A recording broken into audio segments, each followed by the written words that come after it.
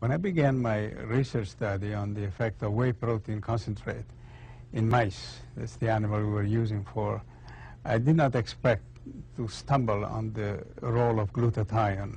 What we did, in fact, we observed accidentally that mice eating this type of protein were able to mount a stronger immune response when challenged with bacteria, antigen, or cancer. But then later on we observed that these animals, in fact, were able to synthesize glutathione more effectively than the control animal. And then, of course, we had to find out what was the role of glutathione, and that we took advantage of the enormous and abundant data from the medical literature on the function of glutathione.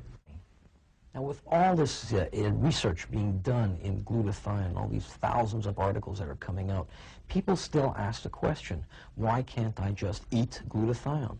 In fact, you can't eat glutathione. What happens when you eat glutathione? It gets broken down in your digestive tract, and it ends up being passed. The only way to raise glutathione in your body is to eat the building blocks for your body to manufacture glutathione. We call these building blocks precursors. All that Immunocal does is supply your body with the precursors to make glutathione. A person can, in the comfort of his own home, take a package of this product, mix it up, and ingest it. And once you eat the Immunocal, it enters your digestive tract. It's safely passed into your intestine. It's very easily absorbed. Once it's absorbed, it gets picked up in your bloodstream. And it is the building blocks of precursors that are traveling through your bloodstream. When these precursors get to your cells, there are certain amino acids that are released into the cell, and the cell itself starts to manufacture glutathione. I have one case of a 48-year-old female with renal cell carcinoma.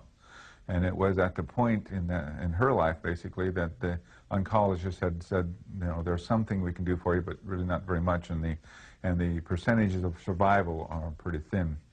And they'd given her several choices. And so I came in contact with this patient, and we put her on Immunocal aggressively, on Immunocal 2 packs 4 times a day.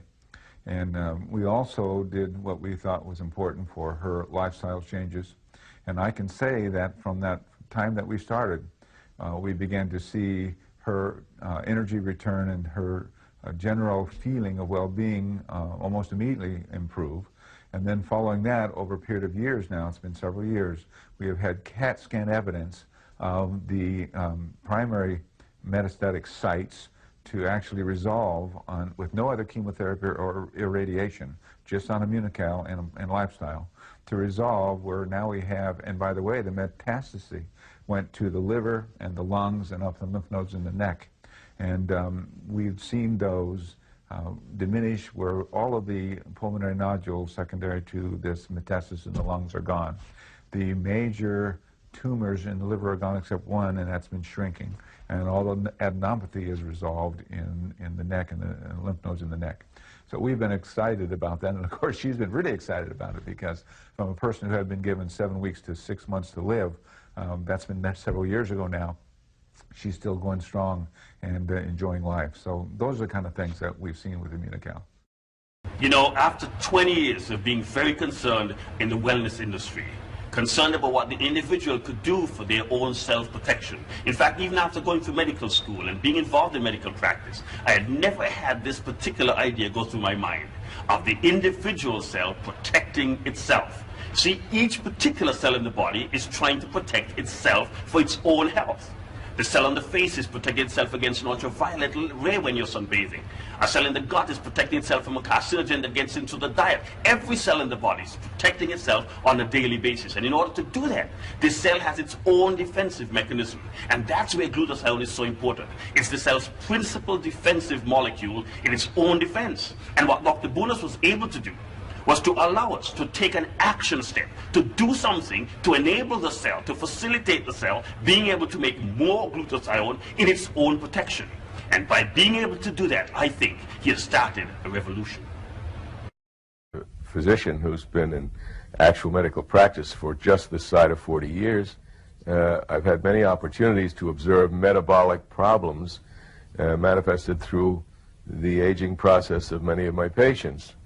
And Immunocal offers us a chance to reverse some of the ravages of time and actually see improvements that I have never witnessed before. We have done research on this product over the number of years. We've subjected it to a high degree of scrutiny from other institutions, other investigators. Other companies, of course, don't subject their products to this. They have a great deal of difficulty in terms of describing the mechanism of action, and a very important part or component of research when you go and meet with these institutions is being able to describe the mechanism, having the scientific research to back up what you say, and this is one thing that Immunotech possesses. Science has known about glutathione even since the late 1800s. And we knew a few things about it. We knew about its importance in the function of the lens of the eye. But after Dr. Bunos's work, the whole study of glutathione really exploded. Last time I checked online, there's over 80,000 articles written on glutathione. So we can say a lot about glutathione, but if we wanted to summarize the three most important things that glutathione does in your body, we would use the acronym AID, A-I-D.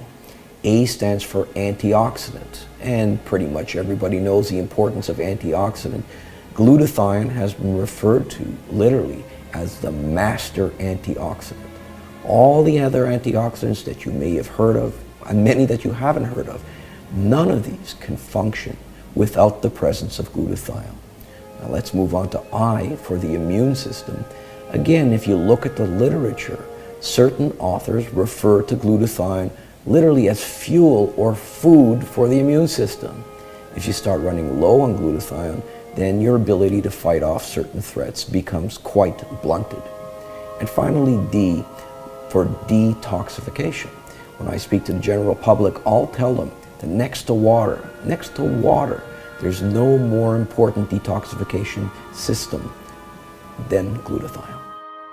A good example of oxidative stress that everybody understands is that if you get a piece of metal and you take the protective coating off a metal, that metal oxidizes. And pretty soon, if you leave that alone, that metal will get rusted and it'll bore a hole right through that metal. Or if you get a brand new apple and you take the peel off that apple, oxidative stress occurs, that apple will turn brown. Well, if you come back a week later, that apple will be a little bit mushier. If you come back a month later, there may not be an apple there. And so that's all mediated by free radical damage, what we call oxidative stress. And these are very damaging substances which can destroy cell components in a matter of microseconds.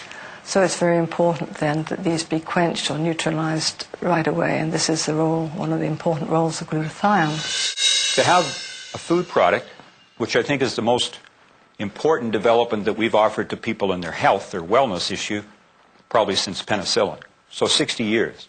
And I don't say that lightly, because I think it's very exciting to retool or help the body do its own healing.